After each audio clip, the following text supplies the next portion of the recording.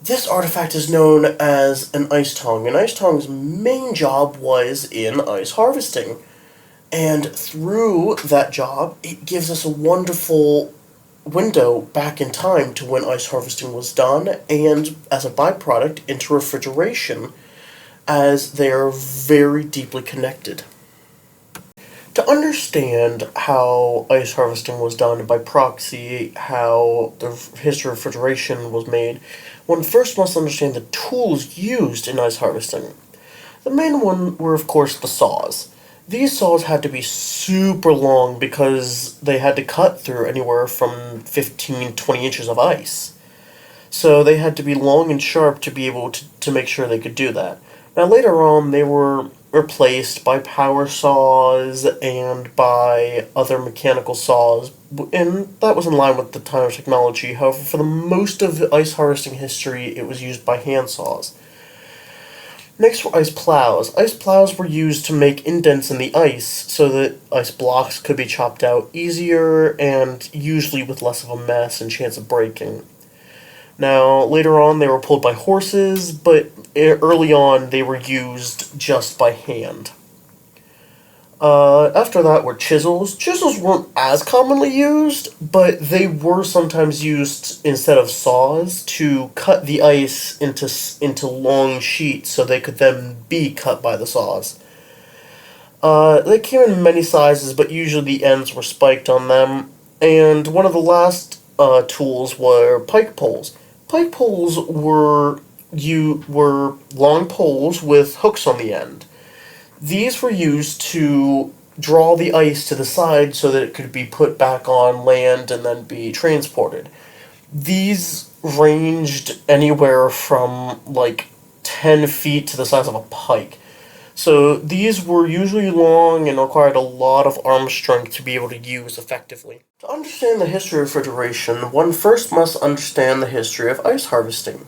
Ice harvesting was normally done by first finding a frozen body of water, whether that be a frozen lake, river, reservoir, and then they would usually get a core sample with a drill, trying to aim for a thickness of anywhere from 15 to 20 inches thick, and if they found that, they would make small indents into the ice in a grid pattern so they could just easily break out the ice blocks and then tow them to shore.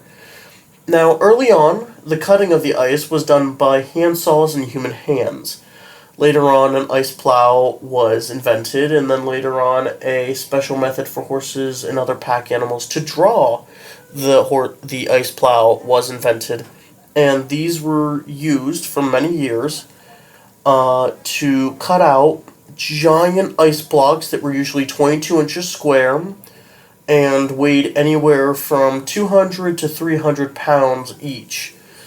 Using poles and smaller ice picks, they would pull these blocks up from the water, and then pushing and using pulley systems and sleds, they would pull these ice blocks onto carriages and carts to then be hauled off to the ice houses waiting further on beyond. Now that we understand how ice harvesting was done, we can understand a little bit more of the history of refrigeration. For this, we now go to the grandfather of modern refrigerators, known as the ice house. Ice houses were usually more akin to bunkers, usually being underground, in a hill, or in the shade. These were small pits, usually with stone or mud walls, that had insulation of sawdust or straw, and were used to house the ice that was harvested from ponds or rivers. They were stored in these places until they could be later used, usually stored throughout the winter and then used throughout the spring and summer. Now, after the ice houses, a smaller form and the dad of refrigerators was invented. These were referred to as ice boxes.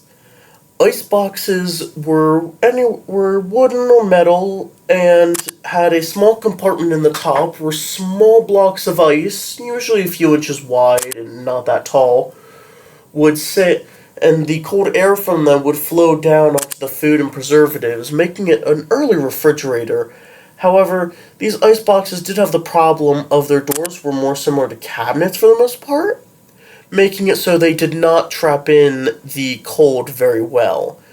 And you needed to refill ice, necessitating ice transportation. These were done through ice trucks, as can be seen here. These ice trucks would go around town and deliver ice blocks that would then be cut and put into these ice boxes to refrigerate food as needed. However, cars and trucks were not the only transportation methods used by this newfound ice empire. There were even rail cars used for a lot of the time, bringing ice blocks in and out of towns and cities. Eventually, in 1867, the first refrigerated rail car was invented. This marked the beginning of the end for the ice empire. However, it wasn't until 1913 that it was officially done. This was the first time an electric refrigerator was widely sold, and the American public no longer needed the icebox and its subsequent variants. In conclusion, even though this artifact and the information and story it has to tell don't seem important, the history of refrigeration is massively important for the rise of humanity, as without it, we wouldn't be able to preserve food as long, we wouldn't be able to do as much international trade as we do. It would change our daily lives and the world as we know it if it didn't come to be. And it all started with ice harvesting that was accomplished through the use of this ice tong